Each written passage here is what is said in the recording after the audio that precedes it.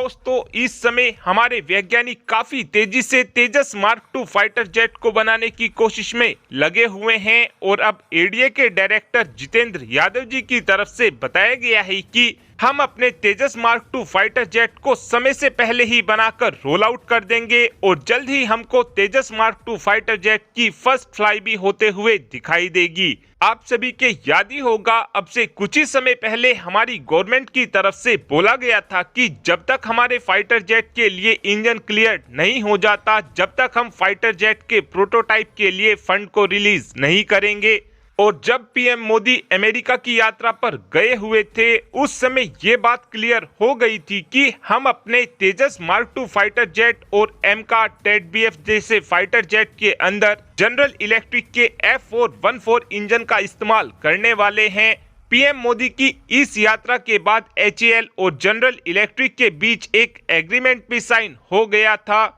और इस एग्रीमेंट के साइन हो जाने के बाद तेजस मार्क 2 फाइटर जेट के लिए फंड को भी रिलीज कर दिया गया था, जिसके बाद एडीए ने तेजस मार्क 2 फाइटर जेट पर जोरों शोरों से काम भी करना शुरू कर दिया था। अब से कुछ ही समय पहले बताया ये जा रहा था कि हमारा तेजस मार्क 2 फाइटर जेट 2026 के आसपास रोल आउट किया जाएगा, लेकिन अब एडीए के डायरेक्टर की तरफ से बताया गया है कि हमारा तेजस मार्क 2 फाइटर जेट 2025 में ही रोल आउट कर दिया जाएगा और सितंबर 2025 में ही तेजस मार्क 2 फाइटर जेट की फर्स्ट फ्लाई को भी कंडक्ट कर लिया जाएगा। और अब जानने की कोशिश करते हैं कि तेजस मार्क 2 फाइटर जेट का काम कितना हो चुका है। साल 2022 में जब सीसीएस ने अप्रूवल दिया था, उसके बाद तेजस मार्क 2 फाइटर जेट के फ्यूजलाज के लिए टेंडर को रिलीज कर दिया गया था और सीसीएस के अप्रूवल के बाद ही कुछ कंपोनेंट बाहर के देशों से लिए जाने थे, क्योंकि विदेशी कंपोनेंट के लिए हमको पैसे की जरूरत पड़ने ही वाली थी।